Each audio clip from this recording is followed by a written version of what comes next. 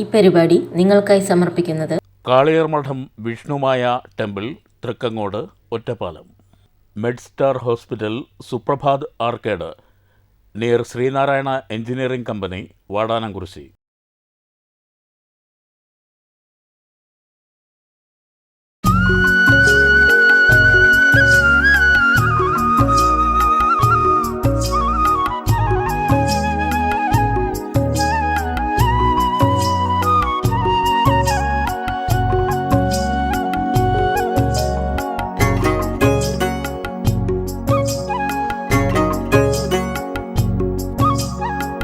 ഇത് Kulappully Kallippadam Aryanchira UP school. കാർഷിക സംസ്കാരത്തിൽ വിദ്യാർത്ഥികളുടെ പങ്ക് എന്താണെന്ന് ബോധ്യപ്പെടുത്തുന്ന തരത്തിൽ കാർഷിക വിളകളാൽ സമ്പന്നമാണ് ഇവിടം. സ്കൂളിൽ കുട്ടികൾക്ക് ആവശ്യം വേണ്ട ഇടം മാറ്റി നിർത്തിയാൽ മറ്റ് 1 ഇഞ്ച് സ്ഥലം പോലും പാഴാക്കാതെ പൂർണ്ണമായും ജൈവരീതി അവലംബിച്ച് പച്ചപ്പിൻ്റെ കാഴ്ചയിലേക്ക് നയിക്കാൻ ഈ വിദ്യാലയത്തിന് കഴിഞ്ഞിട്ടുണ്ട്.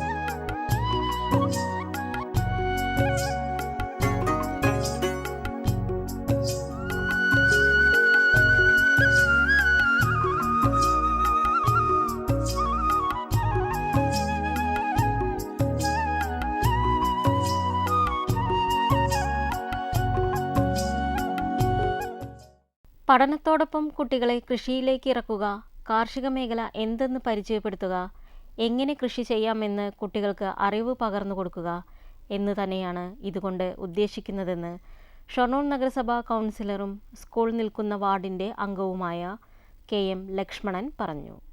സാർ, ഇപ്പോൾ ഇവിടുത്തെ കൗൺസിലർ കൂടിയാണല്ലോ. നമ്മള് ഈ പ്രോഗ്രാം ഒരു കൃഷിഭൂമി എന്നുള്ള രീതിയിലാണ്. നമുക്ക് എഡ്യൂക്കേഷനായിട്ട് നമ്മൾ അങ്ങനെ പോകുന്നില്ല.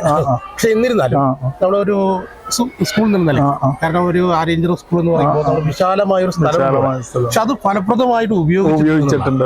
അപ്പോ എങ്ങനെയാണ് സ്കൂളിന്റെ ഒരു പ്രവർത്തനത്തെ സാർ എങ്ങനെ വിലയിരുത്തുന്നത്? സ്കൂൾ പഠനത്തോടൊപ്പം കുട്ടികളെ കൃഷിഭൂമിയിലേക്ക് ഇറക്കുക. അതിന്റെ ഭാഗമായിട്ട് പലതരത്തിലുള്ള കൃഷികൾ, ചേനയായാലും വേണ്ടില്ല, കപ്പയായാലും വേണ്ടില്ല, വാഴയായാലും വേണ്ടില്ല, മറ്റ് പല വൃക്ഷങ്ങളെല്ലാം ഈ സ്ഥലത്ത് ഒരുക്കിയിരിക്കുകയാണ്. കൂടാതെ കുട്ടികളെ എല്ലാ വർഷവും കൃഷിഭൂമി, ഇതിന്റെ അടുത്താണ് കള്ളിപ്പാടം പാടശേഖരം, ആ പാടശേഖരത്ത് പോയി എങ്ങനെ കൃഷി ചെയ്യുന്ന രീതി, ഉഴവ് ആയാലും വേണ്ടില്ല, നടലായാലും വേണ്ടില്ല, കൊയ്ത്തായാലും എല്ലാം പഠിപ്പിക്കുന്ന, ആ കുട്ടികളെ ഒരു തൊഴിൽ അഭ്യസ്തരാക്കി മാറ്റാത്ത തരത്തിലുള്ള പഠനമാണ് സ്കൂളിൽ നടന്നുകൊണ്ടിരിക്കുന്നത്. അത് ഇവിടുത്തെ ടീച്ചേഴ്സ് അതിന് പ്രാധാന്യം എടുക്കുന്നുണ്ട് എന്നുള്ളത് തന്നെയാണ് ഈ സ്കൂളിലേക്ക് മറ്റുള്ളവരെ ആകർഷിക്കാനുള്ള മെയിൻ കാരണം എന്നാണ് എനിക്ക് തോന്നുന്നത്. അതൊരു നമ്മൾ സാധാരണ അതിൽ ഒരു പരിസ്ഥിതി മുമ്പ് തെയ്യം വയ്ക്കുക, പിന്നെ നമ്മൾ മിണ്ടാതിരിക്കുക, കൃത്യമായി ഒരു ചെടി നടുമ്പോൾ അത് പരിപാലിക്കുക കൂടി ചെയ്യപ്പെടുന്നുണ്ട്. അതാണ് സ്കൂളിന്റെ പ്രവർത്തനത്തിൽ താൻ സജീവമായി പങ്കെടുക്കാറുണ്ടെന്നും നഗരസഭയ്ക്ക് കീഴിൽ ചെയ്യാൻ കഴിയുന്ന എല്ലാ സഹായവും നടപ്പിലാക്കിയിട്ടുണ്ടെന്നും അദ്ദേഹം കൂട്ടിച്ചേർത്തു. ഒരു മെമ്പർ എന്നുള്ള നിലയിൽ ഇവിടെ എത്രത്തോളം അത്തരം പരിപാടികളിൽ സജീവ സാന്നിധ്യമാകാറുണ്ട്? ഞാൻ എല്ലാ പരിപാടികളിലും ഒഴിവിൽ എന്തെങ്കിലും പ്രത്യേക പരിപാടി ഉണ്ടെങ്കിൽ മാത്രമല്ലാതെ ബാക്കി എല്ലാ പരിപാടികളിലും ഞാൻ പങ്കെടുക്കാറുണ്ട്. കുട്ടികളുടെ ഒപ്പം നിൽക്കാറുണ്ട്. കുട്ടികളിൽ അതിൽ അതീവ താല്പര്യമാണ്. അപ്പൊ വെണ്ട ആയാലും വേണ്ടില്ല, പയറായാലും വേണ്ടില്ല, അങ്ങനെ ഇവിടേക്ക് ഉച്ചഭക്ഷണത്തിന് വേണ്ട പച്ചക്കറി ഇവിടെ തന്നെ ഉത്പാദിപ്പിക്കുകയാണ്. അത് ജൈവമാണ്.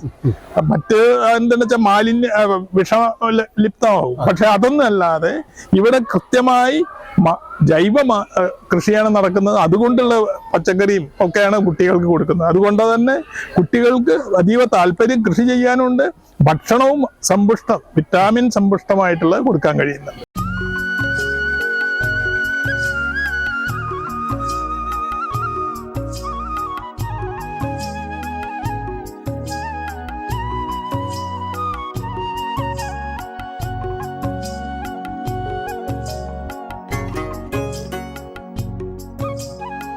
വിഷം ചേർക്കാത്ത പച്ചക്കറികൾ കൊണ്ട് ഒരു ഉച്ചഭക്ഷണം ഇവിടെ യാഥാർത്ഥ്യമാവുന്നു. കളിസ്ഥലത്തിന് ചുറ്റും പഴന്തോട്ടം എന്ന സങ്കല്പമാണ് ഇവിടെ നടപ്പിലാക്കിയിരിക്കുന്നത്. കുട്ടികൾക്ക് കളി കഴിഞ്ഞ് വിശ്രമിക്കാൻ ഫലവൃക്ഷത്തൈകളാൽ ചുറ്റപ്പെട്ടിരിക്കുന്നു ഈ കളിസ്ഥലം.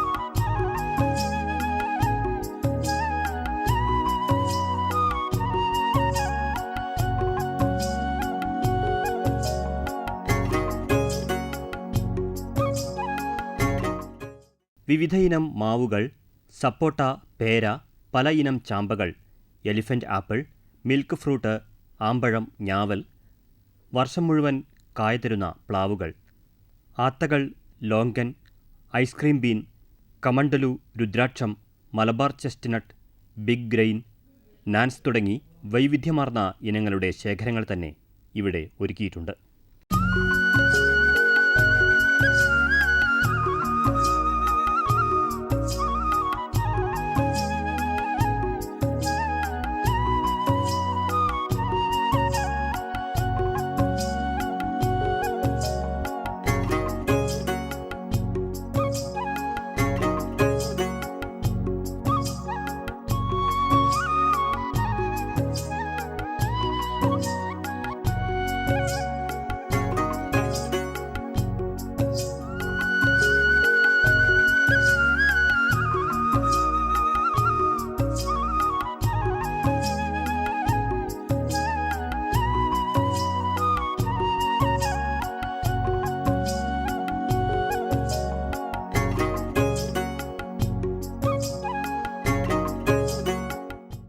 കൂട്ടായ്മയോടെയുള്ള പ്രവർത്തനം പോസിറ്റീവ് നൽകുന്ന സ്കൂൾ അങ്കണം.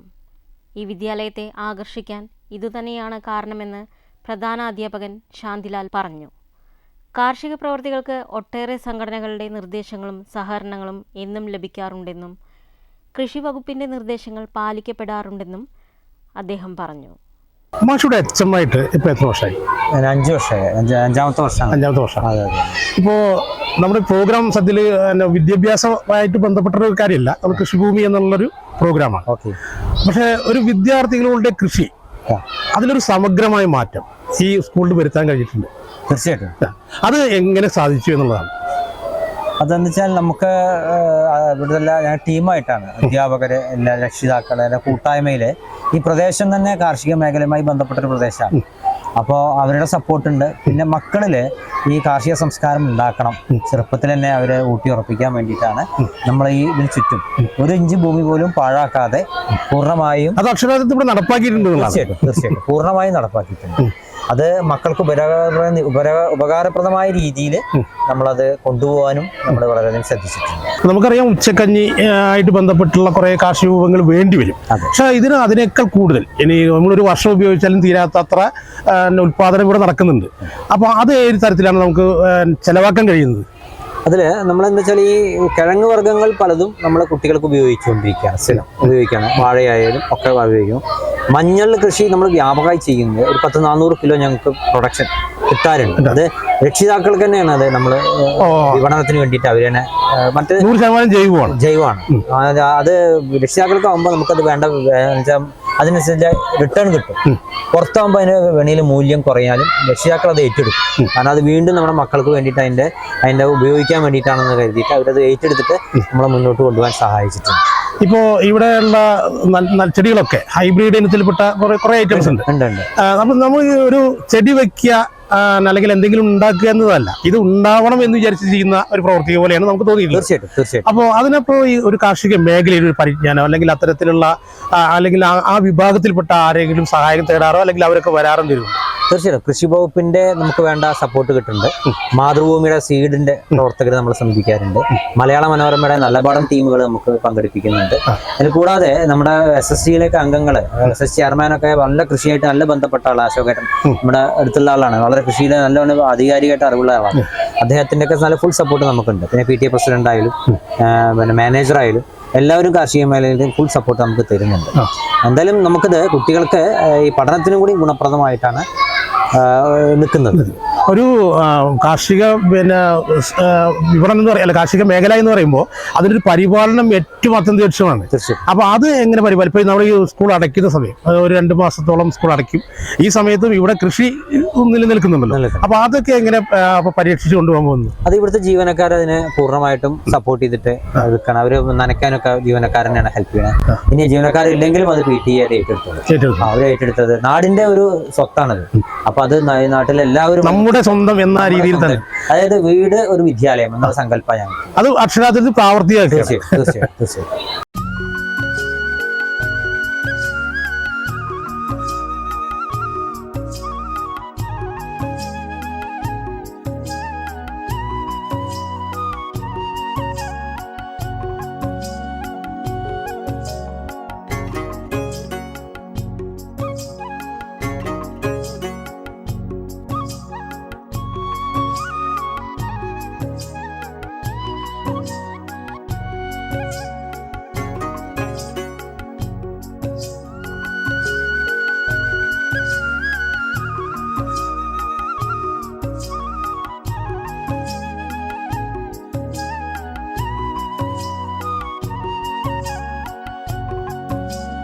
സ്കൂൾ അവധിക്കാലത്തും കാർഷിക വിളകൾ സംരക്ഷിക്കാൻ PTA എന്ന പോലെ തന്നെ പൂർവ്വ വിദ്യാർത്ഥി സംഘടനയിലെ അംഗങ്ങളും ഏറെ ശ്രമിക്കുന്നു എന്നത് വിള സംരക്ഷണത്തെ കാര്യക്ഷമമാക്കുന്നു എന്ന് ശാന്തിലാൽ മാസ്റ്റർ പറഞ്ഞു. ഒരു സ്കൂളിനെ സംബന്ധിച്ചിടത്തോളം മാലിന്യമുക്തം വളരെ പ്രാധാന്യമുള്ള സ്ഥലം. അപ്പോൾ ഇവിടെ ഏകദേശം പരിപാലിക്കപ്പെടുന്നുണ്ട്, നമുക്ക് പ്രത്യക്ഷത്തിൽ മനസ്സിലാകുന്നുണ്ട്. അപ്പോൾ ആ ഒരു സംവിധാനമൊക്കെ ഏത് തരത്തിലാണ് ചെയ്തിട്ടുള്ളത്? അല്ല, ഇവിടെ മാലിന്യം പിന്നെ നീക്കം ചെയ്യാം. ഒന്നാമത് പ്ലാസ്റ്റിക് വിമുക്ത മേഖലയാണ്. അത് ഇവിടേക്ക് പ്ലാസ്റ്റിക് അധികം കൊണ്ടുവരാൻ പാടില്ല എന്ന് തന്നെ പറയും. പിന്നെ ഉള്ള പ്ലാസ്റ്റിക്കിന് തന്നെ നമ്മളെന്തെങ്കിലും വരികയാണെങ്കിൽ അതിനെ കളക്ട് ചെയ്യാനുള്ള സംവിധാനം പറയുന്നുണ്ട്. ആ സ്ഥലത്തിൽ കളക്ട് ചെയ്യുന്നുണ്ട്. അതേപോലെ തന്നെ ബിന്നുകളുണ്ട്, ജൈവമൊക്കെ വേറെ ഇടാനുള്ള ബിന്നുകളുണ്ട്. അത് ഹരിതകർമ്മസേന ഒന്ന് കളക്ട് ചെയ്യുന്നുണ്ട്. അതിൽ കൂടാതെ സീഡൊക്കെ എന്ന് വെച്ചാൽ അതിനെ റീസൈക്കിൾ ചെയ്യാൻ വേണ്ടിയിട്ട് അവർ മറ്റ് ഉൽപ്പന്നങ്ങൾ ഉണ്ടാക്കാം. അതിനെ മോഡിഫൈ ചെയ്തിട്ട് കുട്ടികളെ തന്നെ വർക്ക് എക്സ്പീരിയൻസ് മറ്റു കാര്യങ്ങൾക്ക് വേണ്ടിയിട്ട് അവർ ഉപയോഗപ്പെടുത്തുന്നുണ്ട്. അങ്ങനെയാണ് പ്ലാസ്റ്റിക്കിനെ നമുക്ക് ഒരു പരിധി വരെ ഒഴിവാക്കാൻ കഴിയുന്നത്. മറ്റൊരു കാര്യം, നമുക്ക് ഇത്രയും വ്യാപകമായ രീതിയിൽ കൃഷി ചെയ്യുന്നുണ്ട്. അപ്പൊ അതില് ഒരു എന്നൊക്കെ നമ്മൾ എത്ര PTA അല്ലെങ്കിൽ അധ്യാപകരുടെ പ്രയത്നം ഉണ്ടെങ്കിലും ചില സമയങ്ങളിലെങ്കിലും ആളുകളെ വിളിക്കേണ്ടി വരുന്ന ഒരു സാഹചര്യം ഉണ്ടാവും. അപ്പൊ അത്തരം ഒരു സന്ദർഭം വരുമ്പോൾ അതിലേക്കുള്ള ചെലവ്, അല്ലെങ്കിൽ ഇപ്പൊ തന്നെ ഇതിന്റെ ഒരു നമുക്ക് കൂലി വേണ്ടെങ്കിലും പല കാര്യങ്ങൾക്കും വേണ്ടതായിട്ടുണ്ടല്ലോ. അപ്പൊ അതിനുള്ള ഒരു സംവിധാനം എങ്ങനെ കണ്ടെത്താറുണ്ട്? കുറെ നമുക്ക് ഇതിൽ നിന്ന് കിട്ടുന്ന പ്രൊഡക്റ്റുകൾ നമ്മൾ വിറ്റിട്ട് രക്ഷിതാക്കൾക്ക് തന്നെ വിപണനം നടത്തിയിട്ട് നമുക്ക് അതിനൊക്കെ ഒരു സംഖ്യ സ്വരൂപിക്കാൻ കഴിയും. അതിലുപരിയായിട്ട് പൂർവ്വ വിദ്യാർത്ഥികൾ നമ്മുടെ ഏറ്റവും വലിയ സമ്പത്താണ്. അവരൊരു ശക്തമായ സപ്പോർട്ടാണ് നൽകുന്നത്. അവരുടെ നല്ല ശക്തമായ സപ്പോർട്ടോട് കൂടിയിട്ടാണ് ഇത് നമുക്ക് മുന്നോട്ട് കൊണ്ടുപോകാൻ കഴിയുന്നത്. മക്കൾക്ക് വേണ്ടിയിട്ട് അവർ ചെയ്യാൻ എന്തും തയ്യാറാണ്. അങ്ങനത്തെ ഒരു നല്ലൊരു പിൻതലമുറക്കാർ നമുക്കുണ്ട്. അതാണ് ഈ സ്കൂളിന്റെ സമ്പത്ത്. അപ്പൊ അത്തരത്തിലൊരു സംവിധാനം ഉള്ളതുകൊണ്ട് തന്നെ നമുക്ക് ആ ഒരു രീതിയിലേക്ക് നമുക്ക് യാതൊരു ഭയവുമില്ല. നാളെ തന്നെ വേണമെങ്കിലും എന്തൊരു തീരുമാനം എടുത്ത് മുന്നോട്ട് പോകാം. അപ്പോ ഈ കാർഷിക മേഖല ഇപ്പോ ഓരോ ഐറ്റം നമുക്ക് വളരെ രസകരമായിട്ടുള്ള ഐറ്റം അതുപോലെ മനസ്സിലാക്കാൻ പറ്റുന്ന തരത്തിലാണ്, പ്രത്യേകിച്ച് കുട്ടികൾക്ക്. അപ്പൊ ഈ വളരെ നേരത്തെ കൗൺസിലോട് സംസാരിച്ചപ്പോ ഈ സ്കൂളുകളിൽ മാത്രമല്ല കുട്ടികൾ ഇത് കേന്ദ്രീകരിക്കുന്നത്, മറിച്ച് കുട്ടികളെ നമ്മൾ വയലിലേക്ക് ഇറക്കുന്ന ഒരു സംവിധാനം അല്ലെങ്കിൽ കാണിച്ചു കൊടുക്കാനുള്ള സംവിധാനം, പ്രായോഗികമാക്കാനുള്ള സംവിധാനം കൂടി സ്കൂൾ ചെയ്യുന്നുണ്ട് അല്ലെ? അത് നമ്മൾ എല്ലാ വർഷവും ചെയ്യുന്നു. ഇവിടെ എന്ന് വെച്ചാൽ നമ്മൾ ഈ August 15 ഫ്ലാഗ് ഹോസ്റ്റ് ചെയ്ത് കഴിഞ്ഞാൽ ഒരു പുണ്യപ്രവർത്തനം ചെയ്യണം എന്നുള്ളതാണ്. നമ്മൾ ചെയ്യുന്ന പുണ്യപ്രവർത്തനം എല്ലാ വർഷം എന്താ വെച്ചാൽ നമ്മുടെ സമീപത്തുള്ള വാർഡുകളിൽ ഒരു 19 വീടുകളിൽ നമ്മൾ ഫലവൃക്ഷത്തൈകൾ നട്ടുപിടിപ്പിക്കും. അത് കുട്ടികളും അതുപോലെ സ്കൗഡായി തിരിഞ്ഞ് PTA എല്ലാവരും ചേർന്ന് സ്കൗഡായി തിരിഞ്ഞാണ് ഈ വാർഡുകളിൽ പോയിട്ട് വൃക്ഷത്തൈകൾ ഏതാണ്ട് 4-5 വർഷം തുറന്നുകൊണ്ടേയിരിക്കാം.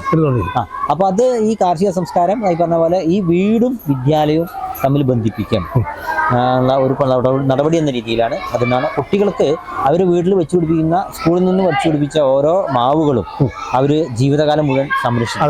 കാരണം അതായത് സ്കൂളിന്റെ റെപ്രസെന്റേഷനാണ്. അപ്പൊ അതുകൊണ്ട് സംരക്ഷിക്കപ്പെടും.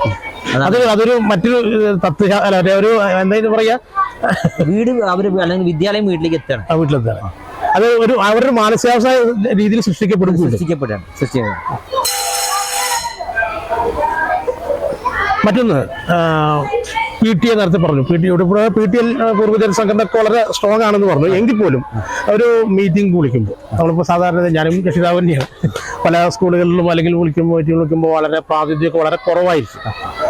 അത്തരം ഒരു കുറവാണെങ്കിലും കുഴപ്പമില്ല, നമ്മൾ കാര്യം നടന്നാൽ മതി. അതും ഇല്ലാത്ത പല സ്ഥാപനങ്ങളുണ്ട്. ഒരു മീറ്റിങ്ങിന് പോലും പങ്കെടുക്കാത്ത അവസ്ഥകളുള്ള പല സ്കൂളുകളുണ്ട്. അപ്പോൾ എങ്ങനെയാണ് അത്തരം യോഗങ്ങളൊക്കെ വിളിക്കുമ്പോൾ ഇവിടുത്തെ ഇവിടെ PTA ഒക്കെ വിളിക്കുകയാണെങ്കിൽ എല്ലാവരും വരും. ശക്തമായ PTA ആണ്.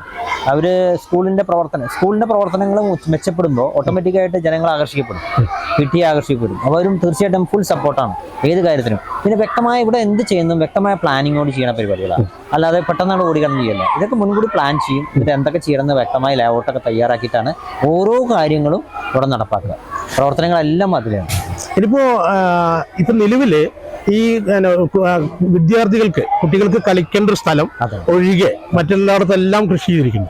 അപ്പോൾ ഇനി പുതിയ ഐറ്റംസ് വല്ലതും അങ്ങനെ എന്തെങ്കിലും പദ്ധതികളോ പ്ലാനുകളുണ്ടോ, അല്ലെങ്കിൽ എന്തെങ്കിലും തരത്തിലുള്ള കാർഷിക മേഖലയിൽ എന്തെങ്കിലും പദ്ധതികൾ വരുത്താനുള്ള സാഹചര്യമുണ്ടോ? അത് പിന്നെ കാർഷിക മേഖലയിൽ മാറി മാറിയായിട്ട്, അതായത് ഒരു ഭാഗത്ത് സ്ഥിരമായിട്ട് ഒരു ഐറ്റം കൃഷി ചെയ്യുക എന്നുള്ളതല്ല, അത് മാറി മാറി ചെയ്യുക. അതെങ്കിൽ ഇപ്പൊ ചേനയാണെങ്കിൽ അവിടെ നെക്സ്റ്റ് ടൈം അത് മാറ്റി വേറൊരു ഐറ്റമായിട്ട് മാറ്റും, സീസണായിട്ട് മാറ്റും. പിന്നെ നമ്മൾ ഏറ്റവും ചിന്തിക്കുന്ന കാര്യം, ഇതൊരു വിദ്യാഭ്യാസ സ്ഥാപനമാണ്, ഇവിടെ ഒരുപാട് കുട്ടികൾ പഠിക്കുന്നു. അപ്പൊ എന്ന് വെച്ചാൽ കൂടുതൽ പ്രൊഡക്ഷൻ കിട്ടുന്ന ഏതാച്ചാൽ അതാണ് നമ്മൾ കോൺസെൻട്രേറ്റ് ചെയ്യുക. പിന്നെ അപ്പോൾ അതാണ് നമുക്ക് കുട്ടികൾക്ക് ഉപയോഗപ്രദമാക്കി തീരുക. അപ്പൊ അതിന് പിന്നെ ചെലവ് കുറഞ്ഞതായിരിക്കും. അതായത് ഇവിടുത്തെ കുട്ടികളുടെ സ്കൂളിൽ കഴിക്കുന്ന ഭക്ഷണം 100% ജൈവം തന്നെയാണ്. അതാണ് ഇവിടെ എല്ലാ ഐറ്റവും നമുക്ക് ഉണ്ടാക്കാൻ കഴിയുന്നുണ്ട്. തീർച്ചയായിട്ടും അതൊരു വലിയൊരു പോസിറ്റീവായിട്ട് കിടക്കണം. അതെ. കാരണം ഇവിടെ മാക്സിമം അവർക്കുള്ള ഭക്ഷണ പദാർത്ഥങ്ങൾ ഇവിടുന്ന് കിട്ടുന്നതുകൊണ്ട് ഉപയോഗിക്കും. പിന്നെ ബാക്കി നമ്മൾ പുറത്തു പോകണം. ഈ കുട്ടികളുടെ ഒരു അധ്യാപകൻ പറഞ്ഞു എന്നൊരു മാനസികാവസ്ഥയിൽ ചെയ്യുന്നതാണോ, അതല്ലെങ്കിൽ മാനസികമായി എല്ലാ വിദ്യാർത്ഥികളുടെ കാര്യമല്ല ഞാൻ പറയുന്നത്, അധ്യാപകൻ പറഞ്ഞു അതുകൊണ്ട് ചെയ്യാം എന്നുള്ളൊരു മാനസികാവസ്ഥയിലുള്ളോ അതോ താല്പര്യം കൊണ്ട് ചെയ്യുന്ന കുട്ടികളാണ്? അതെ, ഒരു മാക്സിമം കുട്ടികൾ താല്പര്യം. കാരണം ഇവിടെ വന്നാൽ താല്പര്യപ്പെടും. കാരണം ഇവർ കാണുന്നതും തന്നെയാണ്. അവർ വന്ന് കയറുമ്പോൾ തന്നെ, അല്ലെങ്കിൽ ഇവർ സ്കൂളിലേക്ക് പിന്നെ അഡ്മിഷൻ എടുക്കുമ്പോൾ തന്നെ അവർ കാണുന്ന ഈ സംസ്കാരമാണ്. അപ്പോൾ ഓട്ടോമാറ്റിക് അതിനത് സമരസപ്പെടും. ഒരിക്കലും അവർ നശിപ്പിക്കില്ല, അത് കൊണ്ടു നടക്കുന്നത്. പിന്നെ മാത്രമല്ല, ഇപ്പൊ പ്രശ്നം വേനൽക്കാലങ്ങളിൽ ഇതിന്റെ ഒരു പരിപാലനം എന്ന് പറയുന്നത് വെള്ളം ഒരു ഘടകം തന്നെയാണല്ലോ.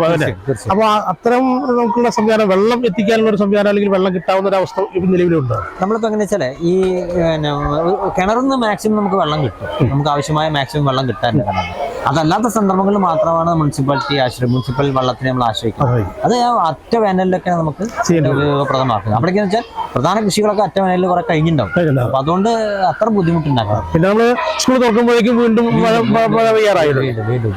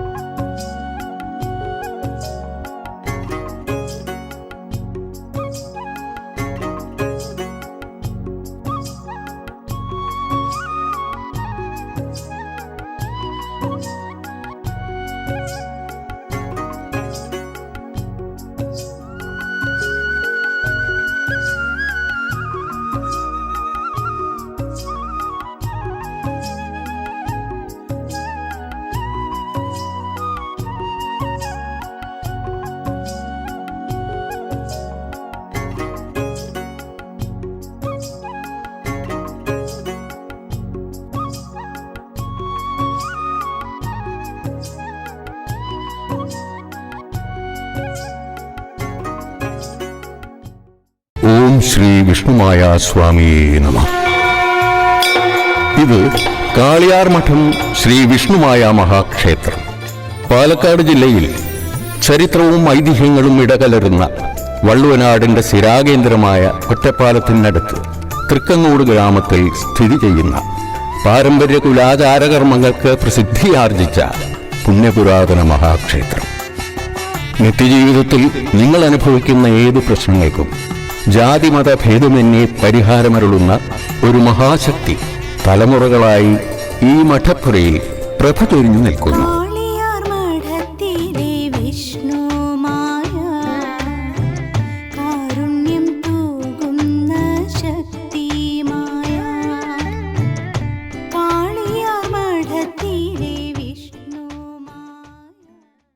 ആരോഗ്യ സംരക്ഷണത്തിന് പുതിയ ആശയവുമായി മെഡ്സ്റ്റാർ ഹോസ്പിറ്റൽ പ്രവർത്തനം ആരംഭിച്ചു. 24 മണിക്കൂറും മികച്ച വൈദ്യസേവനങ്ങൾ, ആധുനിക സംവിധാനങ്ങളും പരിചയസമ്പന്നരായ ഡോക്ടർമാരും, lab, ECG, pharmacy, observation, nebulisation, oxygen തുടങ്ങിയ സൗകര്യങ്ങൾ. ആകർഷകമായ ഹെൽത്ത് പാക്കേജുകൾ. 53 ടെസ്റ്റുകൾ ഉൾപ്പെടുത്തിയ ഫുൾ ബോഡി ചെക്കപ്പിന് 2500 രൂപ മാത്രം. 650 രൂപയ്ക്ക് 36 പരിശോധനകൾ ഉൾപ്പെടുത്തിയ മിനി പാക്കേജ്. 43 ടെസ്റ്റുകളോടെ മാസ്റ്റർ ഹെൽത്ത് പാക്കേജ് 1750 രൂപയ്ക്ക്. 39 പരിശോധനകൾ ഉൾക്കൊള്ളിച്ചുകൊണ്ടുള്ള ഫാമിലി ഹെൽത്ത് പാക്കേജ് 1100 രൂപ മാത്രം. 14 ടെസ്റ്റുകളുടെ ഡയബറ്റിക് പാക്കേജ് 850 രൂപയ്ക്ക്. 18 പരിശോധനകളോടെ പ്രീമിയം പാക്കേജ് 1200 രൂപ മാത്രം. 23 ടെസ്റ്റുകളോടുകൂടിയ ക്ലാസിക് പാക്കേജിന് വെറും 500 രൂപ മാത്രം. ആധുനിക മെഷീനറികളുടെ സഹായത്തോടെ പരിചയസമ്പന്നരായ ടെക്നീഷ്യന്മാരുടെ നേതൃത്വത്തിൽ എല്ലാവിധ ലാബ് ടെസ്റ്റുകളും ഉൾപ്പെടെ ലഭ്യമാണ്. റിസൾട്ടുകൾ വാട്സപ്പ് വഴിയും ഇമെയിൽ വഴിയും ലഭ്യമാകുന്നു. കാത് കുത്തിക്കൊടുക്കുന്നതിനും കീറിയ കാത് തുന്നിക്കൊടുക്കുന്നതിനുള്ള സൗകര്യങ്ങളും ഇവിടെ ഒരുക്കിയിട്ടുണ്ട്. കൂടാതെ കിടപ്പ് രോഗികളെ വീട്ടിൽ വന്ന് പരിശോധിക്കുന്നതിനുള്ള സൗകര്യങ്ങൾക്ക് പുറമെ ഇഞ്ചക്ഷൻ, മുറിവ് ഡ്രസ്സിംഗ്, ബ്ലഡ് സാമ്പിൾ കളക്ഷൻ എന്നിവ വീട്ടിൽ വന്ന് ചെയ്തു കൊടുക്കുന്നു. ആരോഗ്യ സംരക്ഷണത്തിന് കരുതലും കൈത്താങ്ങുമായി Medstar hospital, Suprabhat arcade, Sreenarayana കമ്പനിക്ക് സമീപം, വാടാനംകുറിശി. ഫോൺ 9400 0478 42. പച്ചക്കറികളിൽ യഥാർത്ഥ കർഷകൻ്റെ മുഖമുദ്രയാണ് നമുക്ക് ഇവിടെ കാണാൻ കഴിയുക. വെണ്ട, വഴുതന, ചേന, ചേമ്പ്, കപ്പ, മഞ്ഞൾ, ഇഞ്ചി തുടങ്ങി വിവിധ തരം പച്ചക്കറികൾ ഈ സ്കൂൾ മതിലിനുള്ളിൽ സുഗമമായി വളരുന്നു.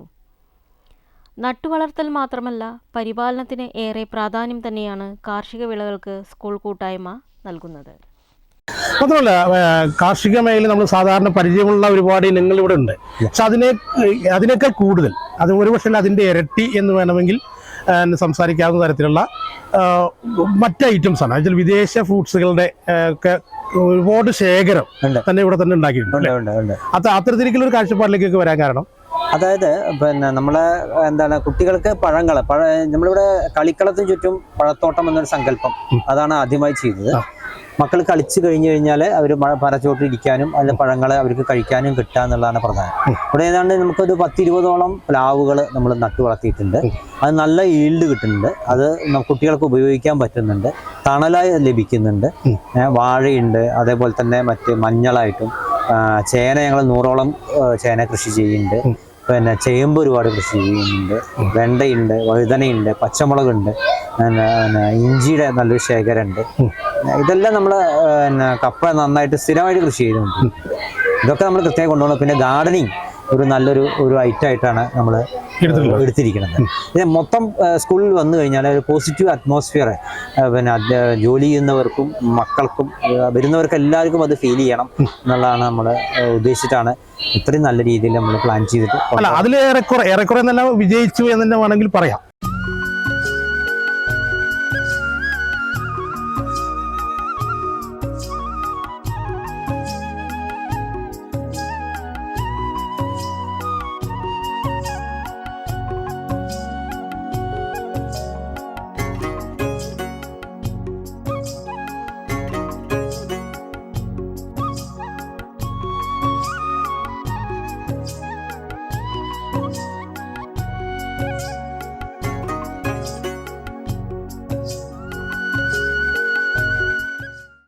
ഹരിതം ക്ലബ്ബ്, പരിസ്ഥിതി ക്ലബ്ബ്, സ്നേഹിത, മാതൃഭൂമി സീഡ് ക്ലബ്ബ്, മനോരമ നല്ല പാഠം തുടങ്ങിയ ക്ലബ്ബ് അംഗങ്ങൾ, അധ്യാപകർ, PTA, MPTA, SSG, പൂർവ്വ വിദ്യാർത്ഥികൾ എല്ലാവരും ഒപ്പമുണ്ട് എന്നത് കാർഷിക സംസ്കാരത്തെ വിപുലപ്പെടുത്തുന്നു. ഒരു കൗൺസിൽ ഈ സ്കൂളിന്റെ മറ്റുള്ള പ്രവർത്തനം ഇപ്പോ ഇതിപ്പോ പഠന അധിഷ്ഠിതമായിട്ടുള്ള കുറെ കാര്യങ്ങളാണ് ചെയ്തുകൊണ്ടിരിക്കുന്നത്. ഈ പഠന കാര്യത്തിലും സ്കൂളും മികവ് പുലർത്തുന്നത് അതിനെക്കുറിച്ച് എന്താണ് പറയാനുള്ളത്? അതാ പറഞ്ഞത്, സ്കൂളിൽ എല്ലാ തരത്തിലുള്ള വെള്ളത്തിന്റെ അയൽമല്ല, അതിന്റെ മുഴുവൻ ശുചീകരണം അത് അപ്ഡേറ്റ് ചെക്ക് ചെയ്തിട്ടാണ് അവർ വെള്ളത്തിനെ ഉപയോഗിക്കുന്നത്. അതിന് വേണ്ടിയിട്ട് മുനിസിപ്പാലിറ്റി ഒരു കുഴൽക്കിണർ ഉണ്ടാക്കി കൊടുത്തു. കുഴൽക്കിണറിൽ വെള്ളം കിട്ടിയില്ലെങ്കിലും അതിന് വേണ്ടിയിട്ടുള്ള ഒരു ടാങ്ക്, അതിൻ്റെ കുടിവെള്ളം എന്നുള്ള പദ്ധതി നടപ്പാക്കി. അതേപോലെ വേണ്ട എല്ലാ സൗകര്യങ്ങളും സ്കൂളിൽ നടപ്പാക്കി കുട്ടികളുടെ ആരോഗ്യം എന്നുള്ളത് മുഖ്യമുദ്രയായിട്ട് എടുത്തിട്ടാണ് സ്കൂൾ നടത്തുന്നത്. ഈ പൊതുവെ പിന്നെ സ്കൂൾ തലങ്ങളും പ്രത്യേകിച്ച് UP വരെയുള്ള സെക്ഷനിലൊക്കെ ഒരു PTA അല്ലെങ്കിൽ MTA എന്നൊക്കെ പറയുന്ന ഒരു സംഘടന ഉണ്ടാക്കിയിട്ടുണ്ട്. അത് വളരെ ആക്റ്റീവായിട്ട് പലയിടത്തും ഉണ്ടാവാറില്ല. പക്ഷെ ഇവിടെ അത് മറിച്ചെന്ന് തോന്നുന്നു അല്ലേ? ഇവിടുത്തെ PTA, MPTA, SSG, old students അവരുടെയൊക്കെ സംഭാവന എന്ന് പറഞ്ഞാൽ വളരെ മികച്ചതാണ്. സ്കൂളിന് വേണ്ട എല്ലാ സൗകര്യങ്ങളും ഇപ്പോ സ്കൂൾ പുതിയ ബിൽഡിംഗ് ഒരു PTA ഓൾഡ് സ്റ്റുഡൻസിന്റെ വകയാണ് ഈ ഒരു ബിൽഡിംഗ് നേരെയാക്കി കൊടുത്തത്. അതേപോലെ മാനേജ്മെന്റ് ആണ് ഇതിന് മുഴുവൻ ടൈൽസ് വെച്ചു കൊടുത്തത്. പിന്നെ ഇതിന്റെ മുഴുവൻ ചിത്രകാരങ്ങളാണ്. ഈ മുഴുവൻ ചുമരുകളെ ഇത്ര ചിത്രമായിട്ട് അലങ്കരിച്ചതിന്റെ ഭാഗം മറ്റുള്ള ആളുകൾക്ക് തന്നെ മുനിസിപ്പാലിറ്റിയിൽ തന്നെ ഏറ്റവും അറിയപ്പെടുന്ന ഒരു സ്കൂളായി മാറാൻ കഴിഞ്ഞിട്ടുണ്ട്. ഇപ്പോ സാറ് കൗൺസിലറാണ് എങ്കിലും മറ്റേ ഒരു സർക്കാർ വിദ്യാലയം അല്ലാത്തതുകൊണ്ട് നമുക്ക് മുനിസിപ്പാലിറ്റിയിൽ നിന്ന് എന്തെങ്കിലും സഹായിക്കാൻ പറ്റിയിട്ടുണ്ട്? അത് മുനിസിപ്പാലിറ്റിക്ക് ചെയ്യാവുന്നത് കുടിവെള്ളം, മാലിന്യം എന്നുള്ളതാണ് നമുക്ക് ചെയ്യാൻ വേണ്ടി. അതിനു വേണ്ടിയിട്ട് നമ്മൾ ഇവിടെ കളക്ടേഴ്സ് സെറ്റ് സ്കൂൾ ഈ കുട്ടികളുടെ പ്ലാസ്റ്റിക്, അജൈവ മാലിന്യങ്ങളെ സൂക്ഷിക്കാനുള്ള ഒരു ബോക്സ്, അതേപോലെ കുടിവെള്ളത്തിന് വേണ്ടിയിട്ട് നമ്മൾ കുഴൽക്കിണറിന്റെ ശ്രമം നടത്തി. പക്ഷെ കുഴൽക്കിണർ നടന്നില്ലെങ്കിലും അതിന് നമ്മൾ ടാങ്ക് സംവിധാനം വെച്ച് കുടിവെള്ളം നമ്മൾ ഒരു നഗരസഭാ പരിധിയിൽ നിന്നുകൊണ്ട് ചെയ്യാവുന്നതെല്ലാം ചെയ്തു കൊടുക്കാറുണ്ട്.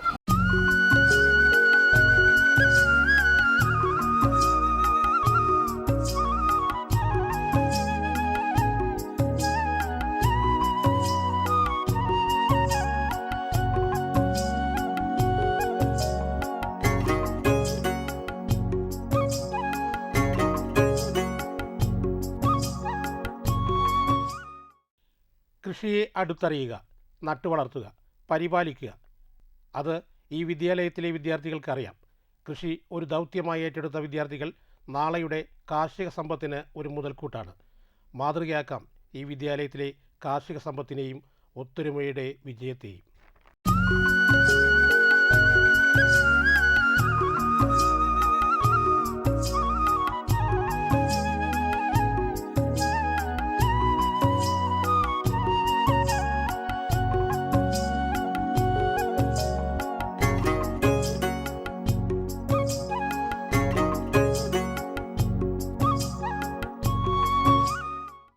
ഇന്നത്തെ കൃഷിഭൂമി ഇവിടെ സമാപിക്കുന്നു.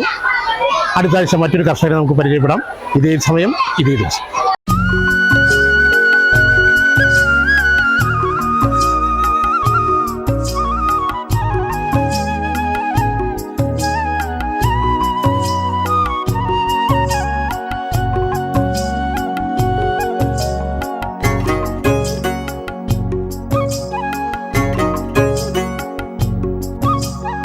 ഈ പരിപാടി നിങ്ങൾക്കായി സമർപ്പിച്ചത് Kaliyar Madom Vishnumaya temple, Thrikkangode, Ottapalam. Medstar hospital, Suprabhat arcade, near Sreenarayana engineering company, Vadanamkurissi.